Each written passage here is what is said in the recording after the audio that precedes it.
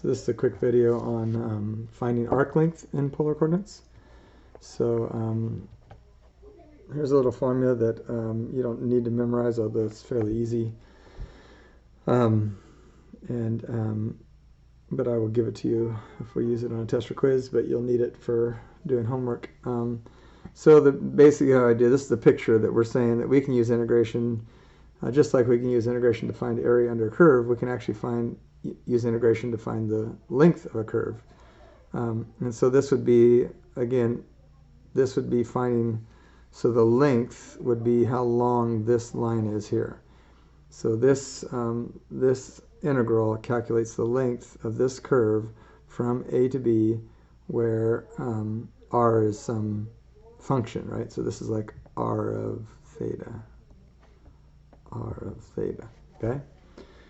So to an example, here r equals 3 cosine theta. Let's say we want to find the length of the curve, the length of curve from, I don't know, 0 to pi over 4. So just like when we're trying to find the area, we first of all want to get at least a rough sketch, but you've done enough of these now that you know that 3 cosine theta is just going to be a circle. When cosine 0, or when I plug in 0 to cosine to get 1, so this thing's going to start at 3, and then it's going to go down to 0, because that's what cosine does by the time it gets to,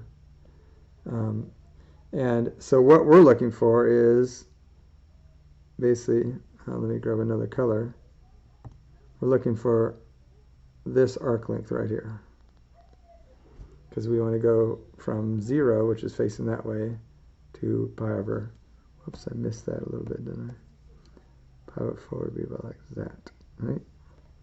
So we're trying to find that arc length right there. Let me use it even different yellow, make it sharp. There, that arc length. How long is that line? That's what we're looking for. So what it says is you just take the formula. We're gonna integrate from 0 to pi over 4. It's going to be the square root of r squared, which would be 9 cosine squared, plus the derivative of r. So the derivative of 3 cosine would be negative 3 sine, but then we're going to square that, so that would be 9 sine squared. And then there's a d theta on the outside. Oops, that should have been d theta. Excuse me. Okay, so then we just, once you set it in the formula, just got to integrate it. So this is going to be, of course, probably want to simplify this a little bit. This is the integral still from 0 to pi over 4.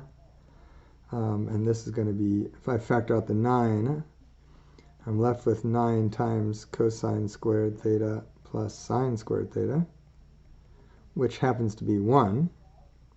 So this ends up being square root of 9 times 1, which is just 3 d theta.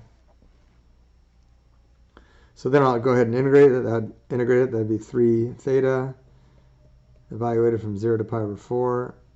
So it would be 3 pi over 4 minus 0 pi over 4, which would be minus 0. So the arc length of this baby would be 3 pi over 4. So there's a quick example of arc length. All right, have fun.